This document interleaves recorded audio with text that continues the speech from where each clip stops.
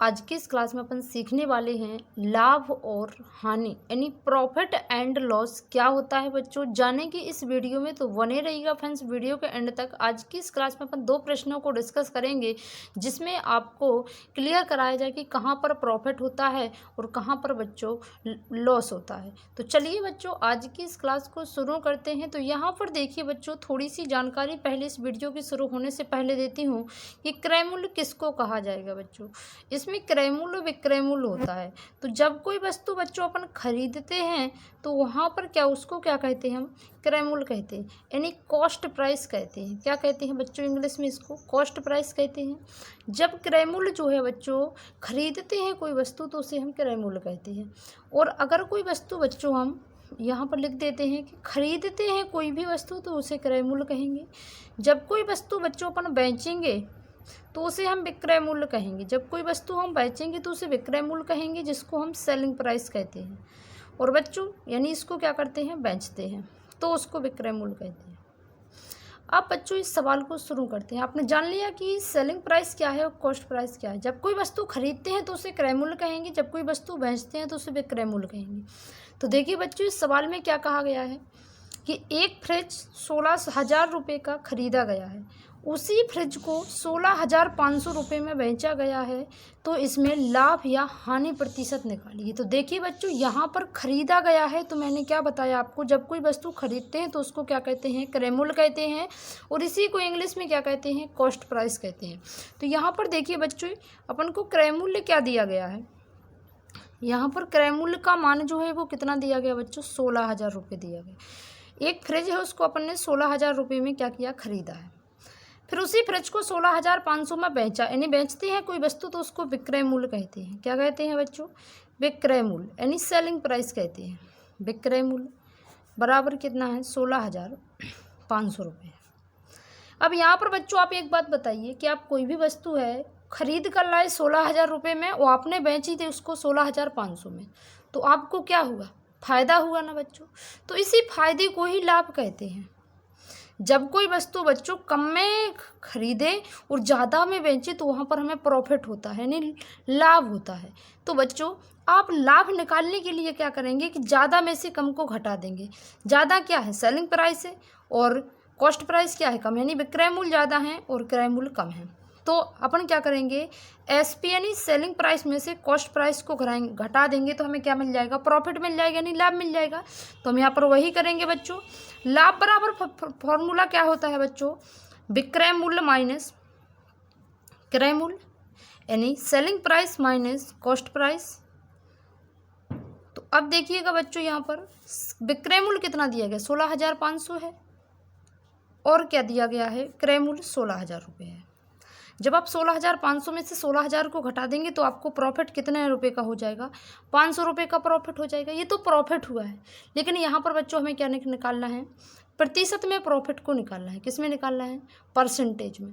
तो अभी मैं आपको दो फॉर्मूले बताती हूँ। लाभ प्रतिशत बराबर क्या होता है बच्चों, कि आप लाभ गुणे 100 लिख करिए और बटे में हमेशा क्या रखिएगा, क्रय मूल्य को रखिएगा। किसको रखिए बच्चों, क्रय मूल्य को। ये प्रॉफिट का फॉर्मूला होता है। चलिए बच्चों यहाँ पर इस सवाल को देखते हैं। अपन ने यहाँ पर प्रॉफिट इस सवाल में यहीं पर लिख लेते हैं बच्चों, लगा लेते हैं। देखिए लाभ कितना निकाल लिया, 500, तो हम यहाँ पर 500 रख देंगे। गुणा में कितना है, 100। और यहाँ पर बच्चों क्रय मूल्य कितना अपन को दिया गया था, 16,000 रुपये है। क्रय मूल्य कितना है, 16,000 रुपये, तो यहाँ पर हम बटे में रख लेते हैं। अब देखिए बच्चों यहाँ पर जो कट रहा है उसको काट देते हैं। यहाँ ये दो बिंदी से दो बिंदी कैंसिल हो जाएगी, एक बिंदी से एक बिंदी कैंसिल हो जाएगी कि नहीं हो जाएगी। अब अगर बच्चों कट रहा है तो इसको भी काट सकते हैं। 50/16 है बच्चों, ये कितना है, यहाँ पर लिख लेते हैं एक बार, 50/16। तो यहाँ पर देखिए कि दोनों किस पहाड़ी में आते हैं, 2 के पहाड़ी में 2 8 कितना होता है बच्चों, 16 होता है। और 2 का भाग अब जब 50 में लगाएंगे तो 25 बार जाएगा। तो 25/8 प्रतिशत लिख दीजिए। अगर बच्चों ऐसा नहीं आता है तो आप क्या करिए कि यहाँ पर देखिए 8 का भाग किस में लगाइए, 25 में लगा लीजिए। 8 का भाग 25 में लगाएंगे तो 8 दूनी 16, 8 ती कितना होता है, 24, एक बचेगा, दशमलव लगाइए, बिंदी बढ़ाइए, 8 एक कम 8, 2 बचेगा, फिर से 0 लीजिए, 8 दूनी कितना, और देखिए बच्चों 8 दूनी कितना हो जाएगा, 16, 4 बचेगा, फिर 0 बढ़ाइए, 8 पंचे कितना हो जाएगा, 40, यानी देखिए बच्चों, जो अपन ने भाग दिया तो कितना आया, 3.125% जो है बच्चों वो लाभ निकल कर आ गया है। तो देखिए बच्चों, अपन ने सबसे पहले इस सवाल में क्या किया था कि क्रय मूल्य दिया था, विक्रय मूल्य दिया था। जिसका मान ज़्यादा था, यानी ज़्यादा की वस्तु बेची थी तो प्रॉफिट हुआ। प्रॉफिट के निकालो कितना हुआ, 500 रुपये का प्रॉफिट हुआ। तो यहाँ पर क्या किया, फिर लाभ प्रतिशत बराबर लगाया, लाभ गुणे 100 बटे क्रय मूल्य। तो लाभ गुणे 100 बटे क्रय मूल्य का मान है 16,000 रुपये, तो रख दिया बच्चों। फिर यहाँ पर क्या कर दिया अपन ने, काट दिया और दशमलव में आंसर इसको दे दिया। कितना आया, 3.125 जो है इसका राइट आंसर आया। इसी प्रकार बच्चों एक सवाल और डिस्कस करते हैं ताकि आपको पूरा क्लियर हो जाए। दूसरा सवाल है कि एक बैग 500 रुपये में खरीदा गया और उसी बैग को 400 रुपये में बेचा गया, तो बताइए लाभ या हानि प्रतिशत कितने की हुई। तो देखिए, खरीदना यानी क्या कहलाता बच्चों, क्रय मूल्य। क्रय मूल्य कितना दिया गया है, 500 रुपये, यानी कॉस्ट प्राइस 500 रुपये है। और बच्चों यहाँ पर विक्रय मूल्य कितना दिया गया, बेचा कितने में गया उसको, 400 रुपये में। तो बच्चों ये बताइए आप, जब आप ज़्यादा में खरीदेंगे और कम में बेचेंगे तो आपको लॉस होगा, यानी हानि होगी बच्चों। तो हानि बराबर क्या है, मैंने आपको बताया था कि ज़्यादा में से कम को घटाना है। तो ज़्यादा है क्रय मूल्य, क्रय मूल्य में से किसको घटा दीजिए, विक्रय मूल्य को घटा लीजिए। यहाँ पर क्रय मूल्य में से विक्रय मूल्य को घटा लीजिए। तो क्रय मूल्य कितने रुपए दिया गया बच्चों, 500 दिया गया, और विक्रय मूल्य है 400।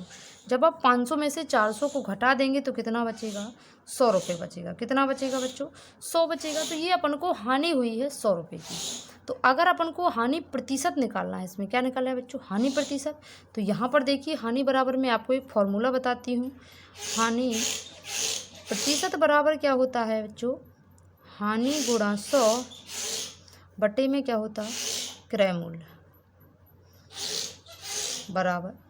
यहाँ पर देखिए, हानि प्रतिशत बराबर हानि गुणे 100 बटे क्रय मूल्य। ये फॉर्मूला हानि प्रतिशत का दिया गया था, इसी में मान रखते हैं। हानि बराबर क्या है बच्चों, 100 गुणे 100, और क्रय मूल्य कितना निकाला है बच्चों, 500 रुपये अपना पहले ही दिया गया था।